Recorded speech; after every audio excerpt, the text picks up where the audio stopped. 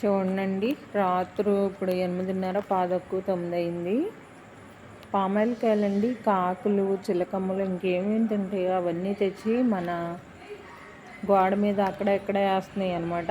నైట్లు అయ్యగారు ఇంటి చుట్టూతో తిరుగుతారు కదండి, తెచ్చుకుని కరకరలాడిస్తా తింటున్నాడు. చూడండి, ఆ పామాయిల్కాయలు తింటే వాంతులు అవుతాయి అని చెప్తున్నారా? మీ ఫ్రెండ్స్ అందరేమో నన్ను తిడతారు. మరి ఇంకేం చెప్పాలి? ఏంటి మాట్లాడో పిల్లిగళ్ళలాగా? చూడండి, ఏమి ఎరగని నంగనాసిలాగా తినేస్తావు. అయిపోయిందా? మరి ఈ కాయ ఎవరు తింటారు? అయ్యా, తినకూడదు నాన్న, వాంతులు అవుతాయి. కన్నయ్య చూడు, మంచినీళ్ళ దగ్గర వెళ్ళి